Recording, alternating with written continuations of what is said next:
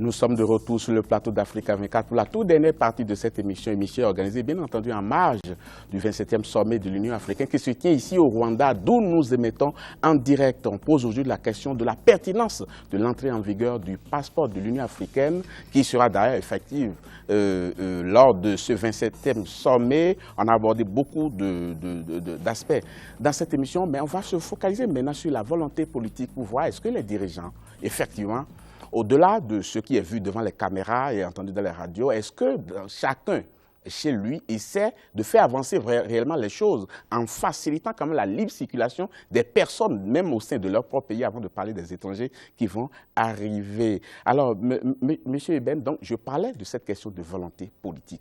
En quoi cela se manifeste? Est-ce que vous vous contentez seulement de ce qui se fait lors des sommets où on n'a jamais pointé du doigt un dirigeant en disant oui, c'est lui qui ne veut pas de l'intégration. En fin de compte, on ne sait pas vraiment qui ne veut pas de l'intégration et pourtant les choses ne marchent pas comme cela devrait marcher. Où est-ce que vous situez la volonté politique, M. Ben? Bon, c'est vrai que la volonté politique détermine le reste, la plupart du temps. Donc, c'est la volonté de leaders. Et c'est pour cela que l'Union africaine a voulu bien commencer par ces leaders, pour leur montrer que c'est possible d'avoir un passeport unique, un passeport de l'Union africaine, et que c'est possible d'arriver dans le pays pour faciliter, vous avez très bien dit, la libre circulation des citoyens au sein de leur pays même.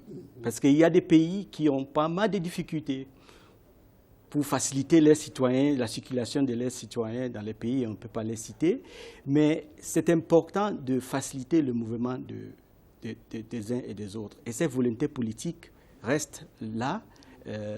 C'est vrai que ce n'est pas tout le monde, c'est pas tout le monde qui a vraiment cette volonté parce que les uns et les autres regardent ses intérêts politiques personnalisés parfois et volonté politique généralisée pour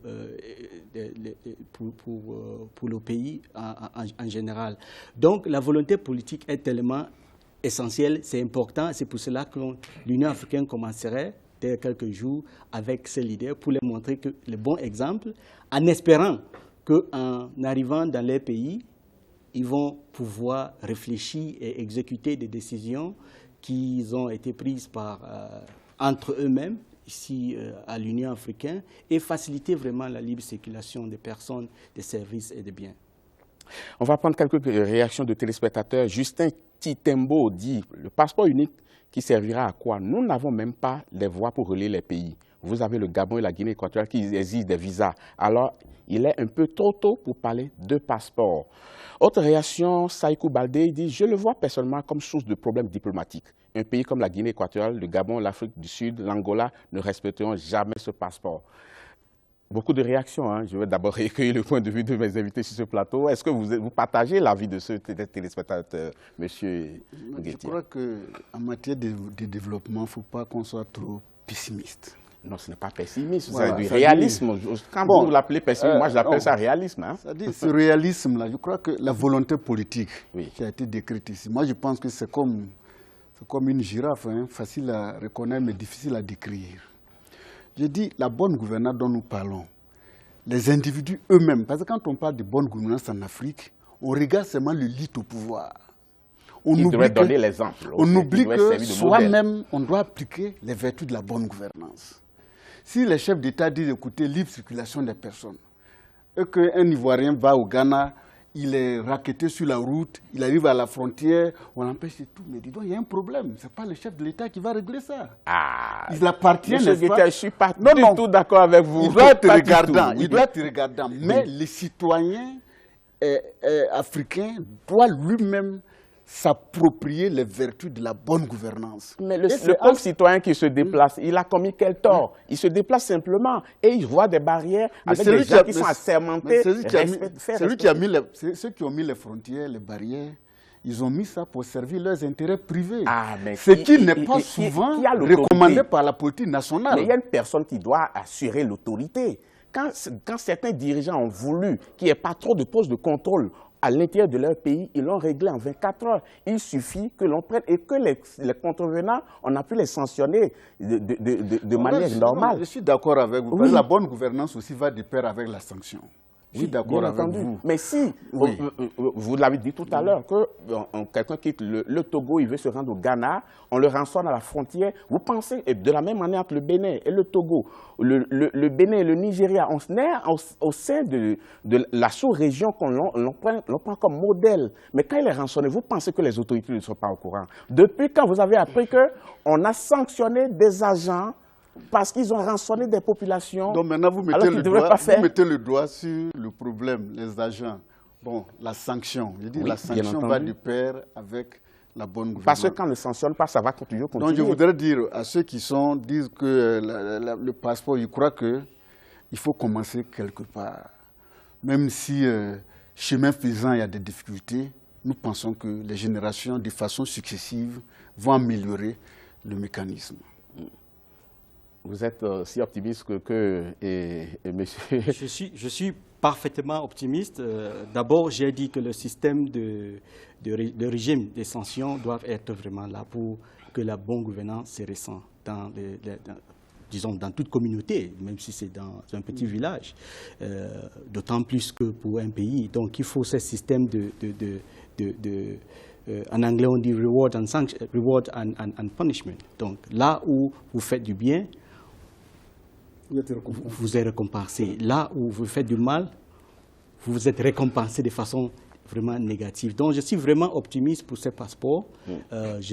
Nous voyons déjà les chiffres des gens qui sont vraiment optimistes. C'est à nous vraiment maintenant d'accompagner nos leaders et jusqu'au point où ça va arriver à notre niveau. Vous voyez, moi je ne suis pas président d'un pays, je suis un citoyen qui est au service du continent à la Commission de l'Union africaine. J'attends un jour aussi avoir mon passeport jusqu'au point où le jour où je ne suis plus à la Commission de l'Union africaine, mais je resterai toujours citoyen africain. Je pourrais aller, si c'est en Algérie, si c'est au Libéria, si c'est au Kenya, quand je veux et autant de fois que mes moyens pouvaient m'amener. Pour le tourisme, pour le commerce, pour les affaires, et j'en passe. Le téléspectateur Mamadou Fofana dit l'intégration, je n'y crois pas avec ce passeport, parce qu'il y a des policiers de l'Afrique qui déchirent le passeport de l'autre nationalité. Même la carte de séjour que leur pays donne aux étrangers, ils prennent ça pour avoir de l'argent. Donc, tout ce que nos chefs signent dans les réunions, ils ne travaillent pas avec cela. Ça, c'est un téléspectateur, il s'appelle Mamadou Fofana. Yves Boussongo dit « Nous ne pouvons pas nous permettre le passeport unique si nous n'avons pas un gouvernement unique ». Vous êtes de son avis? Oui, je pense que déjà, à les écouter, les populations sont dans la masse et ils posent vraiment des problèmes réels et qui ne sont pas des choses auxquelles ils sont confrontés au jour le jour. Et ce n'est pas souvent le même problème que rencontrent les dirigeants. Et je reviens encore sur la question d'ignorance combinée avec notre question de démocratie et tout ce qui vient avec. Je pense que là, la question est beaucoup plus dense. Et les gens qui sont au pouvoir, déjà, quand vous voyez les pays qui ont pu faire une certaine émergence, qui ont eu certains développements, vous allez voir que quand à la lui-même de ces dirigeants, d'où est-ce qu'ils viennent, où est-ce qu'ils ont étudié, quel genre de passé ces gens ont eu, pour pouvoir faire quoi, à la tête de quel État et tout. Donc, je pense que sans forcément vouloir citer de pays, il y a toujours cette référence, déjà au niveau du leader qui est à la tête, qui doit avoir un certain niveau de compréhension de la chose. Parce que si l'adhésion cause problème, c'est parce que certaines personnes sont aussi à un certain niveau de compréhension de la chose. Mais quand on revient à la base de ces populations qui parlent, ils posent des problèmes que je pense c'est assez pertinent. Parce que généralement, quelqu'un qui prend jet privé pour voyager l'Afrique par rapport à moi qui doit connecter avec des bus ou prendre des avions qui vont me faire le tour du continent avant d'arriver sur une destination, on ne vit pas le même problème. Donc si la décision ne va que venir de là-bas et qu'il n'y a pas une pression à la base. Et cette pression, c'est lié à quoi? Les populations, généralement, c'est des gens qui sont parfois, je crois, ignorants de la réalité et ils sont obligés de subir. Et ils n'ont pas des gens, par exemple, quand ils sont à des frontières où on les fait quoi que ce soit, ils vont se plaindre à qui? Parce que le système, quand il y a la symétrie à la base, ça veut dire qu'il y a quelque chose qui se passe au sommet. C'est pourquoi les gens ont maintenu ce système pour une raison ou une autre. Donc je pense que le vrai problème, c'est de reprendre à écouter, à que ce soit une intégration des peuples d'abord. Il faudrait que les peuples forcent cette intégration. C'est pourquoi moi j'encourage d'ailleurs, parce qu'on ne peut pas rester là à se plaindre tout le temps des dirigeants. Il faut faire ces dirigeants. Et pour faire ces dirigeants, il faut que des individus se lèvent pour dire « je veux » que cette histoire change. Et ça va prendre tout le temps, ça va prendre tout le sacrifice que ça va prendre, mais il faut que les populations à la base commencent par s'impliquer, ne serait-ce que éduquer les gens à la base, prendre des initiatives petit à petit, parce que si on reste seulement focalisé sur les dirigeants, eux, ils ne verront pas plus loin que leurs intérêts personnels et ils ne verront pas plus loin que leur confort. Et c'est là où on risquera de revenir là-dessus. Donc, ces téléspectateurs qui réagissent, pour moi, ils posent des problèmes réels, mais l'autre aspect de la chose, c'est qu'il faut faire ces dirigeants-là. Il faut les faire respecter. Tant que ces dirigeants ne sont pas prêts à diriger, il faut les faire suivre. Et donc, il y a un adage qui dit ça, et je pense que sur ce plan, il faudrait que ces populations eux-mêmes ou elles-mêmes se mettent au travail et qu'ils comprennent que les dirigeants, c'est nous. Et d'abord, c'est ça le sens même de la démocratie. Monsieur Eben, avec l'entrée en vigueur du passeport de l'Union africaine, que deviendront les passeports de chaque pays, les passeports surtout sous-régionaux qui existaient, des passeports de l'Afrique de l'Ouest par exemple, ça devient quoi à côté du passeport de l'Union africaine?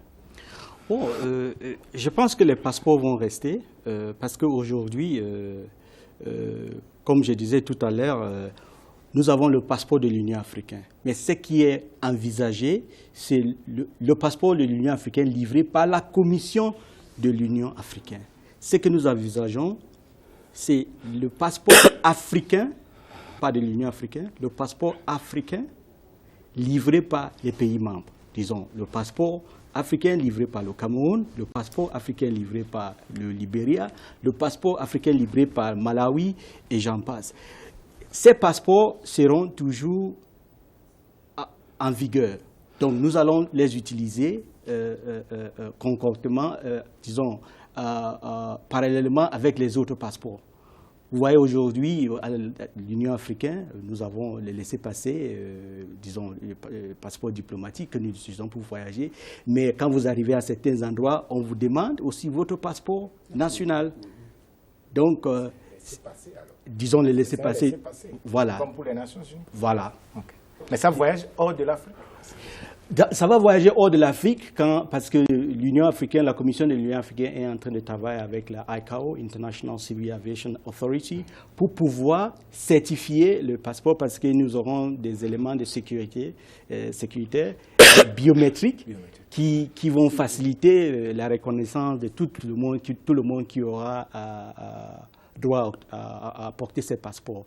Donc, nous aurons les éléments sécuritaires, mais ces passeports pourraient être utilisés en dehors de l'Afrique, autant qu'on peut identifier les personnes. Monsieur Guitia, un téléspectateur a posé le problème d'infrastructure routière par exemple. Et aussi, au-delà des problèmes d'infrastructurels, il y a le fait que parfois vous êtes en Afrique, vous voulez rejoindre un autre pays qui est situé dans une autre sphère sous-régionale, mais il faut pouvoir prendre un avion, aller en Europe d'abord, avant de faire la connexion pour pouvoir revenir.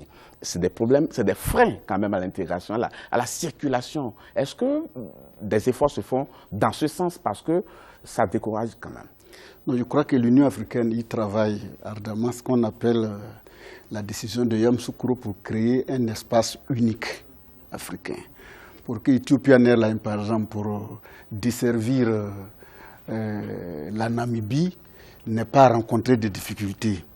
Donc cet espace, ça fait partie, n'est-ce pas, des programmes phares de l'agenda 2063.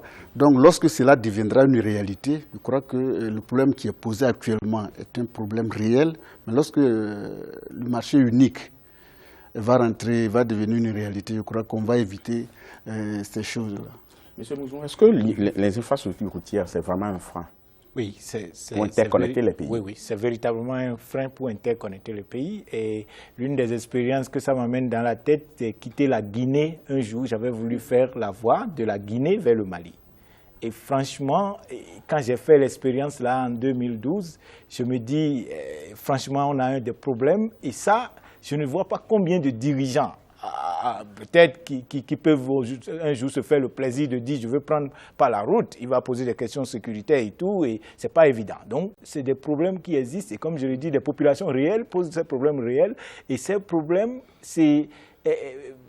vraiment de nature à enfreindre à cette question d'intégration, parce qu'en réalité, l'Afrique n'est pas aussi vaste que ça, en superficie. Si on considère aujourd'hui les défis que nous avons et tout, je pense, sur ce plan, il faudrait que nous puissions penser à ces infrastructures dans tous les sens, parce que ce n'est pas seulement... l'Union africaine a de grands projets quand même dans ce sens, non? Je crois qu'on a le PIDA, le programme pour le développement des infrastructures en Afrique, qui est déjà adopté, qui consiste, n'est-ce pas, à vertébrer le continent du point de vue des infrastructures routières, c'est-à-dire toutes sortes d'infrastructures. Ça y est, dans le programme, c'est déjà adopté. Donc, la question maintenant, c'est la mise en œuvre des décisions prises.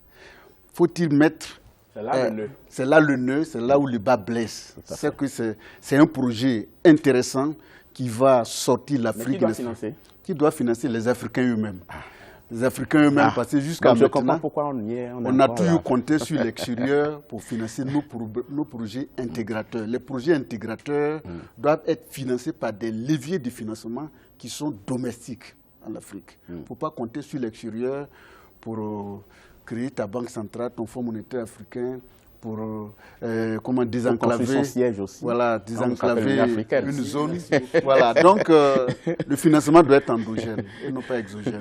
Oui, monsieur Ben. Oui, non, j'en profite pour dire vraiment ces problèmes de financement, c'est un problème vraiment critique. Et les chefs d'État ils ont pris la décision que lors de ces sommets, donc ils ont une retraite entre eux-mêmes pour parler des problèmes de financement. Financement de la Commission de l'Union africaine, les programmes comme le programme de PIDA, mais aussi financement des projets d'Agenda 2063. Tout à l'heure, M. Kwasi a parlé de projets phares. J'espère que, Babila, vous aurez un autre débat pour en parler vraiment de l'intégration dans sa généralité. Parce qu'aujourd'hui, on a parlé de passeport, mais il y a le projet des trains à haute vitesse. Vous savez pourquoi on n'en parle pas beaucoup? Parce qu'on risque d'en parler aujourd'hui et dans 5 ans on revient, on est encore à l'étape 0, on va encore reparler, ce sera encore le même débat. Donc dans la mise en œuvre, si un projet démarre, on a du plaisir à en parler, à annoncer. Par exemple, le passeport africain, l'année dernière on n'en parlait pas, mais aujourd'hui ça veut démarrer, on a trouvé que c'est un sujet majeur dont il faut parler. Autre question d'un téléspectateur qui me paraît quand même assez pertinente, il s'appelle Edmond Ramazani, il dit ce passeport risque de faciliter aussi la circulation des terroristes. Vrai ou faux, M. Eben? C'est pas exclu, mais c'est là où ça revient vraiment aux éléments de sécurité pour pouvoir faire leur travail. Parce que tout le monde qui doit être porté de ce passeport doit suivre certains processus d'enquête de moralité pour pouvoir porter le passeport. Mais c'est vrai que ça ne va pas résoudre le problème.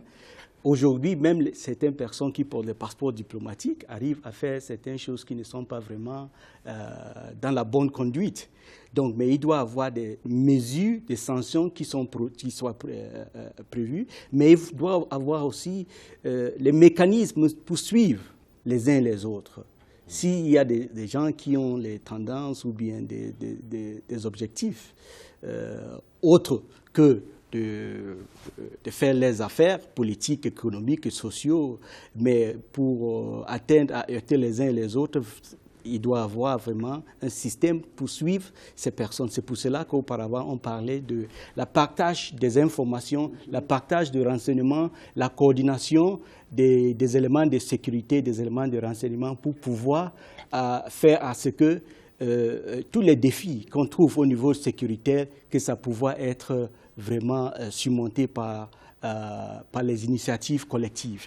Donc c'est important, il y a ces problèmes, il y a ces défis, mais les avantages restent toujours beaucoup plus importants que ces défis.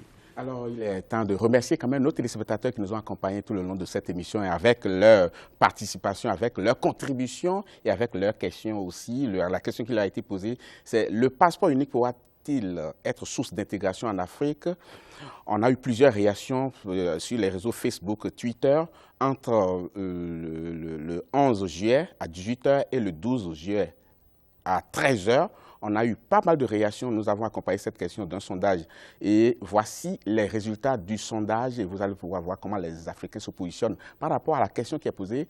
On voit 66% de oui, qui estiment que ce passeport pourra être un outil d'intégration. Et il y a 33% de non, de personnes qui estiment que ce passeport ne pourra pas vraiment accompagner l'intégration. Je crois que sur ce plateau, on a évoqué les questions, les problèmes qui se posent et qui font que les téléspectateurs ont quand même assez de doutes par rapport à ces éléments. Demain, une autre question sera posée. Les téléspectateurs vont pouvoir répondre et apporter un certain nombre d'éléments. Et dans le débriefing, il faut retenir ceci. Il dit, les internautes émettent tout de même des réserves dont les principales sont les suivantes. Ils disent, un passeport unique est certes une bonne idée, mais dans la pratique, cela est-il réellement possible? D'autres initiatives ont été mises en place au niveau régional, au sein de la CEMAC par exemple, mais ne sont au final pas effectives. Vous avez dû comprendre l'intégration au sein de la CEMAC. Ça existe dans les tests, ça existe sur le papier. Le passeport CEMAC existe et pourtant certaines populations ont du mal à quitter un pays de cette même CEMAC pour aller à un autre pays de la CEMAC. C'est dommage, c'est bien dommage, mais j'espère que les autorités à divers niveaux nous écoutent et pourront pouvoir prendre les taureaux par les cornes pour que quelque chose change. Ils estiment également qu'un passeport unique ne peut être bénéfique à lui tout seul. Les économies africaines ne sont pas assez connectées entre elles pour favoriser ce genre d'initiative. Et la troisième hypothèse, c'est que l'Afrique doit se focaliser sur des problèmes plus importants tels que la sécurité ou le chômage. Un passeport unique n'aura aucun effet si ces problèmes ne sont pas résolus au préalable. Et monsieur le porte-parole de la Commission de l'Union africaine, qu'est-ce que vous pensez de ce résumé du point de vue des téléspectateurs? Disons, les téléspectateurs ont vraiment les raisons d'exprimer ce qu'ils sont en train d'exprimer, mais la responsabilité revient vraiment aux leaders de pouvoir vraiment exécuter les décisions, de réaliser les décisions qui sont prises, jusqu'au point où ça touche les uns et les autres, les citoyens ordinaires. C'est là où les gens vont beaucoup plus regarder et voir la portée de certaines décisions. Parce que peut-être avant le passeport, il y avait beaucoup de décisions qui ont été prises par l'Union africaine, mais ça ne touchait pas vraiment les citoyens, les populations, les citoyens ordinaires. Aujourd'hui, ils sont en train de réagir et vraiment, je dis, avec 66%, c'est vraiment important, mais c'est aussi un défi aux leaders de pouvoir réaliser beaucoup de ces décisions qui ont été prises depuis pour faciliter vraiment le niveau de vie des citoyens ordinaires. Nous espérons que les 33% qui ne sont pas très optimistes, à partir de ce que nous avons dit sur ce plateau, les décideurs vont pouvoir prendre en compte et faciliter un certain nombre de choses. Monsieur Mouzou, par rapport aux réactions des téléspectateurs. Il pose des problèmes assez pertinents, mais je pense aussi, de l'autre côté, comme je l'ai dit au départ, il faudrait qu'il y ait des raisons pour que les gens se déplacent d'un endroit à un autre. Donc, il ne suffit juste pas d'avoir un papier pour se déplacer d'un endroit à un autre pour le plaisir de se déplacer, surtout que ça coûte beaucoup d'argent. Donc, la préoccupation de ces des intervenants qui trouvent qu'il faudrait que l'économie soit d'abord prise en compte, que les gens puissent se déplacer d'un pays à un autre, créer des entreprises dans les pays pour pouvoir, afin de pouvoir parler vraiment d'en arriver sur le passeport. Merci beaucoup, oui. Monsieur Damien Mouzou. D'ailleurs, on reste avec vous pour que vous disiez un peu le think tank Aïna, think tank que vous dirigez, ça traite de quoi concrètement? D'abord, les think tanks, on n'en a pas véritablement en Afrique et les pays développés ont pu s'en faire des outils de développement. Et c'est des centres de recherche et d'éducation et de promotion des politiques de développement et autres. Et nous, on a pensé et installé des think tanks ici en Afrique. On a choisi 3 pays pour des raisons connues de nous, l'île Maurice, le Ghana et le Rwanda. Donc, chaque pays pour nous représente un idéal que nous voulons développer pour faire d'abord au niveau des enfants et au niveau des adolescents que ces parents envoient des différents pays, dans ces 3 pays, pendant leur cursus scolaire pour qu'ils apprennent comment le bon vivre, et des questions sur la discipline, par exemple le Rwanda ici, vous prenez les questions sur la paix, comment on peut vivre dans la diversité, l'île Maurice en représente, et les questions d'identité que le Ghana représente. Donc nous essayons de travailler à cette base actuellement, et je suis le directeur de ce centre qui opère pour le moment dans les 3 pays et sous forme d'entreprise sociale. Merci beaucoup, on vous souhaite du succès. Hein. Monsieur Nguetia, vous êtes directeur des affaires économiques à l'Union africaine. Les affaires économiques, nos pays peinent quand même. Et puis les projets à forte connotation économique sur le continent, comment opère la commission que vous dirigez pour pouvoir être un moteur quand même de développement? Bon, pour être moteur, je crois que la Commission de l'Union africaine a pour vocation à partager des signaux aux États membres. Parce que la Commission de l'Union africaine a un principe fondamental qui est celui du principe de subsidiarité. Les politiques sont décidées, orientées, conçues, mais la mise en œuvre, n'est-ce pas, au niveau des États. Au niveau de la Commission de l'Union africaine, beaucoup de choses se font économiquement. L'Union africaine, la Commission, par exemple, est en train de créer les institutions financières. La Banque centrale africaine, le Fonds monétaire africain, la Banque africaine d'investissement. Actuellement, l'Union africaine est en train, n'est-ce pas, d'opérer pour l'harmonisation des statistiques en Afrique. Aujourd'hui, on ne peut pas comparer les statistiques du Bénin à celles du Ghana. Parce que chaque pays produit ses statistiques selon ses propres normes. Ce qui fait qu'on a du mal à les comparer. Donc, nous travaillons pour harmoniser les statistiques en Afrique et nous travaillons sur les statistiques même des faits d'état civil. Il y a beaucoup d'apatrides en Afrique. Donc ça, c'est ce que nous sommes en train de promouvoir. Nous travaillons sur ce qu'on appelle le programme minimum d'intégration, parce que les communautés économiques régionales ne sont pas logées à la même enseigne. Et nous travaillons pour le secteur privé, parce que nous nous organisons, nous pensons que le secteur privé aujourd'hui est un acteur clé du développement. Merci, merci beaucoup, M. Kwasi. Remercie. On va conclure avec M. Jacob Eno Eben. Pas facile de diriger la Commission de l'Union africaine, et encore plus difficile de porter la parole de la présidente de la Commission de l'Union africaine, surtout que le continent connaît beaucoup de crises. Alors, comment est-ce que vous y arrivez? Comment est-ce qu'on procède pour pouvoir réagir d'abord lorsqu'il y a crise dans un pays et pouvoir convaincre les dirigeants d'accepter un certain nombre de choses? Merci beaucoup. Je vais dire, c'est une grande opportunité d'ailleurs d'être porte-parole de la présidente de la Commission de l'Union africaine, son Excellence Nkosazana Dlamini Zuma, qui arrive presque à terme de ses 4 ans à la scène de l'organisation continentale. Mais ce qui anime beaucoup plus, c'est quand on a les leaders comme elle qui ont le panafricanisme dans leur ADN, qui facilite un tas de choses, de projets, des initiatives. Par exemple, le projet, disons le programme Agenda 2063, qui est une vision aujourd'hui et qu'on a commencé déjà à exécuter avec ses produits.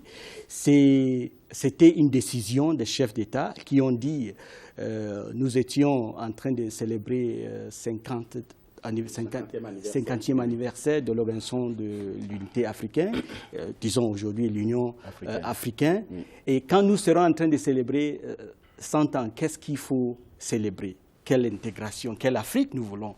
Donc aujourd'hui, nous avons cette vision qui a été partagée par pas mal de nombre des Africains et la Commission a eu à concevoir cette vision que nous sommes en train d'exécuter aujourd'hui. Il faut dire que pour être porte-parole de cette institution, c'est un très grand honneur, mais c'est une responsabilité aussi très lourde que nous essayons autant que possible de nous faire notre contribution. C'est un honneur pour nous aussi de vous avoir eu sur ce plateau pour ces 90 minutes d'émission. Merci beaucoup d'avoir été des nôtres.